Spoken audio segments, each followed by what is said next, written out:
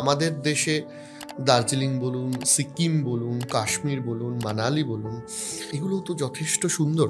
তাহলে খুবই আমরা সুন্দর। কোথায় ল্যাক করে গেলাম যে আমরা এগুলোকে একটা ইন্টারন্যাশনাল ডেস্টিনেশন বানাতে পারলাম না? ইকোনমিস্ট ম্যাগাজিন, আমি এটা খুব মন দিয়ে পড়ি, একবার ইন্ডিয়ান ট্যুরিজম নিয়ে খুব সম্প্রতি, মানে গত সপ্তাহেই বার করেছে একটা। সেখানে একজন 75 বয়সী ইউএস সিটিজেন ভারতবর্ষে আসছেন। তিনি অভিজ্ঞতা বলছেন যে ভিসা নিয়ে প্রবলেমে পড়লাম, রেগুলেশন নিয়ে প্রবলেমে পড়লাম, আমার ইচ্ছা ছিল অনেক বেড়াবো, কিন্তু এমন সিস্টেম আমি আর পারলাম না, আমি চলে গেলাম অন্য রাজ্যে।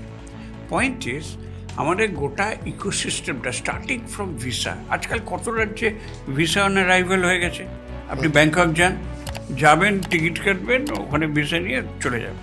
এখান থেকে শুরু হচ্ছে আমাদের লাল ফিতের পাস। এখানে এসে আবার পুলিশকে জানাতে হয় ফরেনার হলে। তারপর বিভিন্ন টাইপের বাধা নিষেধ, রেগুলেশনস এবং সেফটি সিকিউরিটি, এই বাতাবরণটা ঠিক না করলে হোটেল ইন্ডাস্ট্রি কিন্তু খুব ভালো চলছে, তারা কিন্তু খুব পরিষ্কার পরিচ্ছন্ন সুন্দর হসপিটালিটি করছে, কিন্তু তার বাইরের জগৎটার একটু নজর দিতে হবে।